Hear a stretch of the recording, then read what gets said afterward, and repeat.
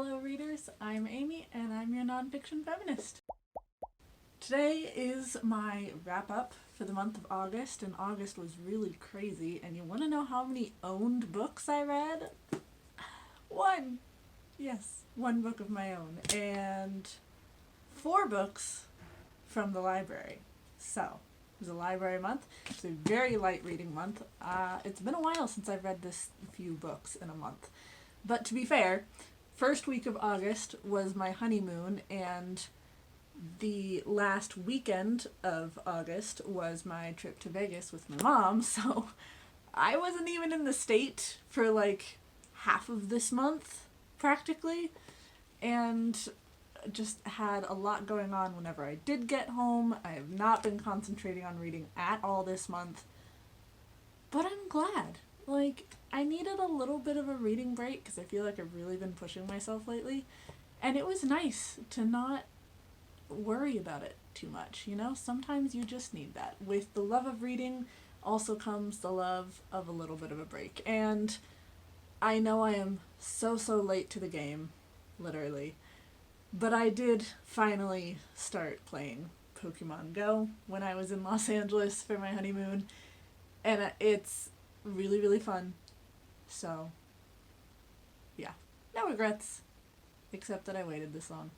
Wasn't that into Pokemon growing up, and didn't really want to admit that I would like this game, but I tried Wizards Unite with one of my friends, and it was really boring, and I thought Pokemon Go looked like more fun, so I thought I'd give it a try, and there went the other half of August.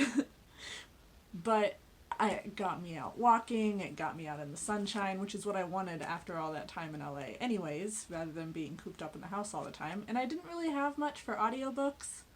I only had the one audiobook because all my other ones are on hold for like 6 weeks or so.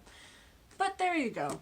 On to the wrap up. I started the month with Mennonite in a Little Black Dress. This is a memoir of a woman who grew up Mennonite, and currently her husband has just left her for a man.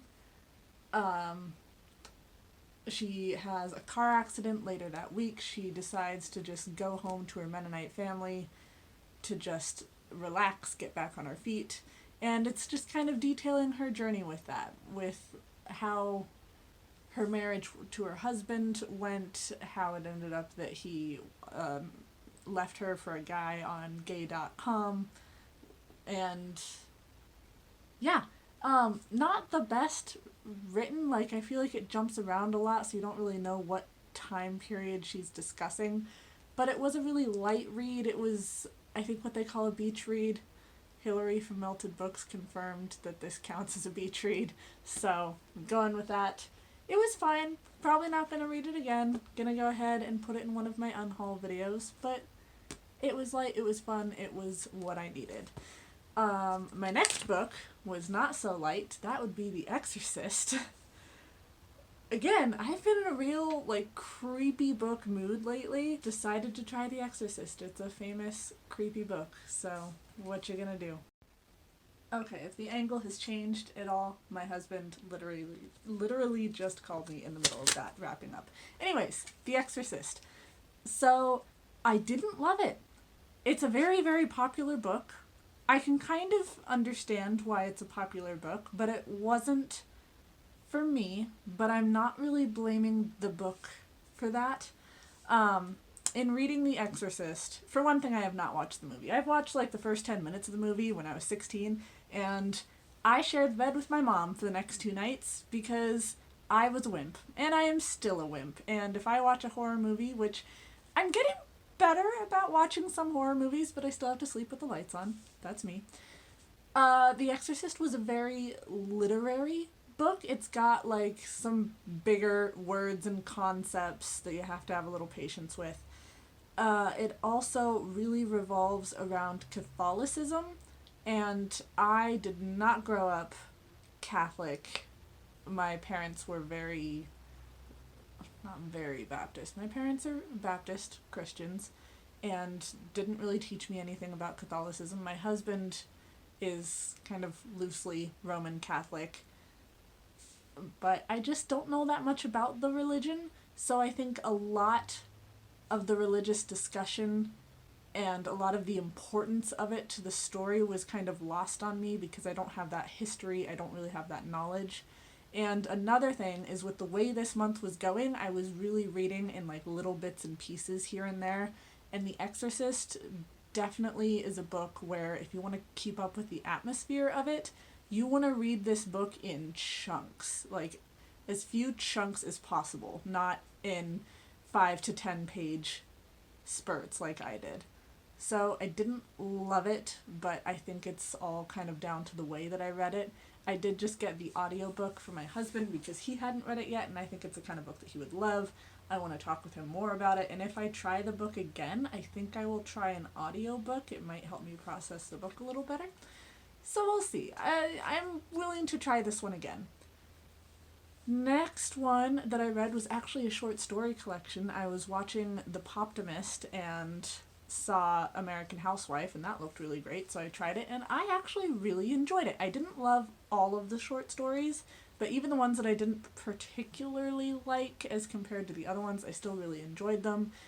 I don't often get to say that I love a short story collection, but I thought it was really great. It's very dark. There's like... I don't even know. My mind's a little muddled right now. But you've got like murders and this TV show taking place at an antique auction and just these funky little short stories on what it's like to be an American housewife, but also joking about what it's like to be an American housewife. I don't know, it was fun. It's a book that you can read in like a day, so didn't take too much brain power from me either, which was nice. My next book of this month was Rosemary's Baby, and it was absolutely my favorite book this month. I have previously read Stepford Wives, watched the older movie and the newer movie. I like the ending on the newer movie because it makes me more comfortable, but the older movie definitely stuck to the book better. The story creeps me out. I hate the Stepford Wives.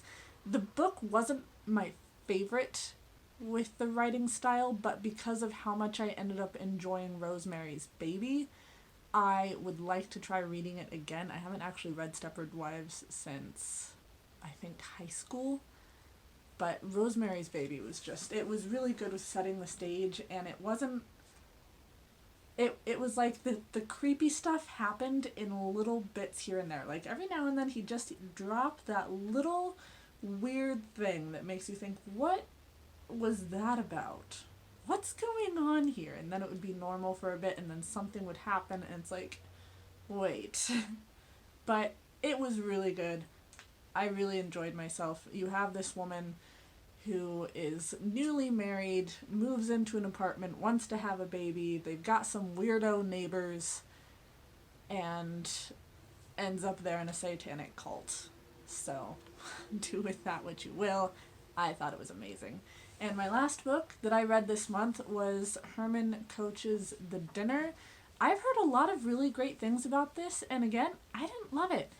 I listened to it as an audiobook, and honestly, I think that's the only reason that I was able to finish this was because I did it as an audiobook rather than a physical book. As a physical book, I would have given up on this within the first 50 pages. It's just not my kind of book. I guess I don't really know because I didn't read the physical book, but it felt very stream of consciousness, which is not a book style that I do well with at all.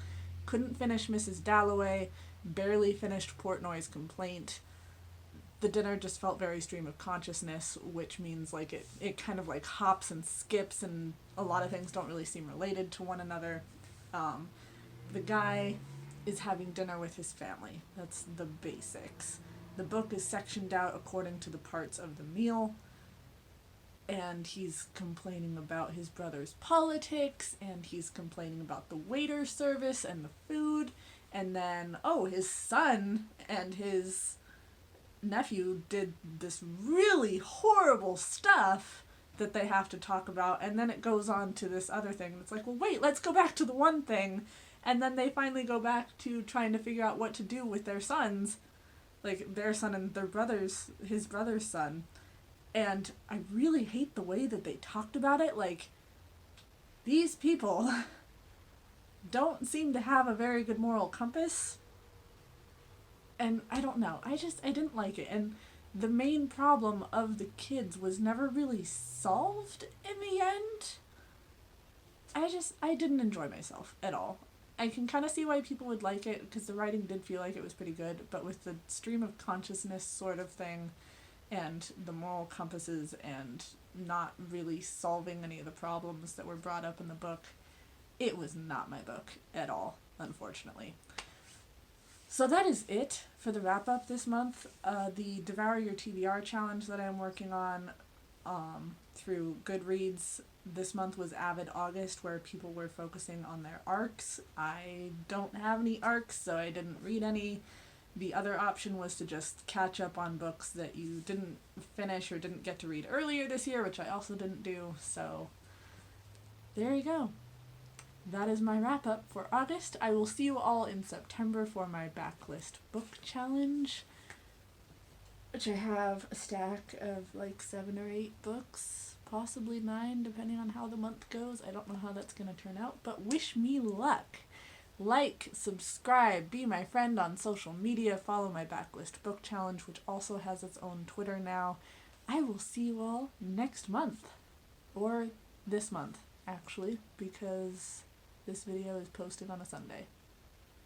Well, it's August for me, so I'll see you all next month. Bye.